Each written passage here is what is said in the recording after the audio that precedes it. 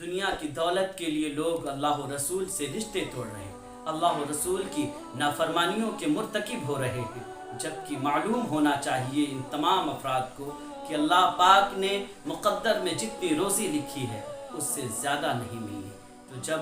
مقدر سے زیادہ روزی نہیں ملنی ہے تو پھر اللہ کی اطاعت و فرما برداری کے ساتھ اپنے مقدر کی روزی حاصل کرو، اس کی نافرمانیوں کے مرتکب نہ بنو۔ اللہ کے رسول صلی اللہ تعالی علیہ وآلہ وسلم نے کسی زوجہ مقدسہ سے نکاح فرمایا اور اس کے بعد میں پھر ولیمہ کی دعوت کی، صحابہ کرام کو بلایا، صحابہ دعوت پر آئے، کھانا تھوڑا تھا، قلت دقیق کے باعث وہ بھی پتلا تھا، صحابہ کرام اپنی انگلیوں سے چاٹ چاٹ کر کے کھا رہے تھے اور آپس میں کچھ گفتگو کر رہے تھے۔ میرے آقا صلی اللہ تعالی علیہ وآلہ وسلم نماز پڑھنے میں مشغول تھے۔ سرکار اعظم صلی اللہ تعالی علیہ وآلہ وسلم نماز سے فارغ ہوئے تو میرے آقا نے ارشاد فرمایا کہ صحابہ تم آپس میں کیسی باتیں کر رہے تھے؟ عرض کیا یا رسول اللہ ہم روزی کے حوالے سے بات کر رہے تھے، رزق کے متعلق گفتگو کر رہے تھے۔ میرے آقا نے ارشاد فرمایا اے صحابہ کیا میں تمہیں وہ بات نہ بتا دوں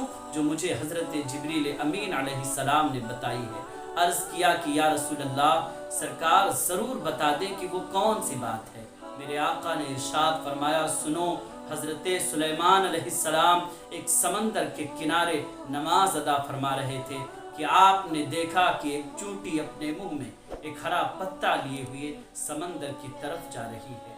وہ سمندر کے کنارے پہنچی اور اس کے بعد اس نے آواز دیا تو ایک میڈھک نکل کر کے آیا، اس میڈھک نے چونٹی کو اپنی پشت پر سوار کیا اور لے کر کے اندر چلا گیا۔ تھوڑی دیر ہوئی تو پھر وہی چونٹی زمین پر ریگتی ہوئی نظر آئی۔ حضرت سلیمان علیہ السلام نے اسے آواز دی اور اس سے پوچھا بتاؤ کیا معاملہ ہے کہ ابھی تم اپنے منہ میں ایک ہرا پتا لیے ہوئے اس سمندر کی طرف گئی اور واپس آئی تو تمہارے منہ میں وہ ہرا پتا موجود نہیں۔ اس چونٹی نے عرض کیا اے اللہ کے نبی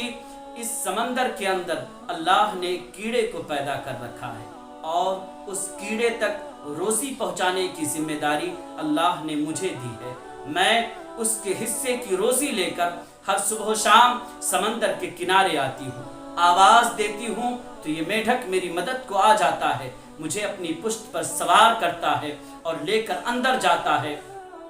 اس کیڑے تک پہنچا دیتا ہے، میں اس کیڑے تک اس کے حصے کی روزی پہنچا دیتی ہوں۔ وہ کیڑا اپنے حصے کی روزی کھاتا ہے اور کھانے کے بعد کہتا ہے سبحان الذی خلقنی وفی البحر سیرنی ولم ینسنی بالرزق، پاک ہے وہ ذات جس نے مجھے پیدا کیا، سمندر کے اندر رکھا مگر کبھی بھی روزی سے محروم نہیں کیا ہے۔ اللہ کے نبی اپنے اصحاب سے یہ حدیث بیان فرمانے کے بعد ارشاد فرماتے ہیں اے میرے صحابہ بتاؤ وہ رزاق مطلق جو ایک کیڑے کو سمندر کے اندر روزی دے رہا ہے کیا وہ میری امت کو اپنی رحمتوں سے محروم کر دے گا؟ نہیں، ہرگز نہیں۔ جو خالق کائنات کیڑوں کو روزی دیتا ہے وہ اللہ اپنے بندوں کو اور اپنے محبوب کے فرما بردار امتیوں کو کبھی بھی اپنی رحمت سے محروم نہیں فرمائے گا، بلکہ خالق کائنات کی رحمت عامہ کا عالم یہ ہے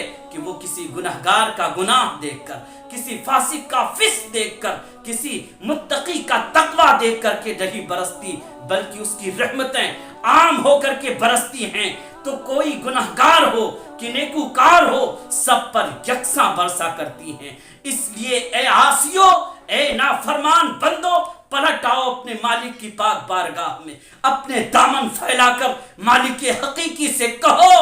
برستا نہیں، دیکھ کر اپنے رحمت بدوں پر بھی برسا دے برسانے والا۔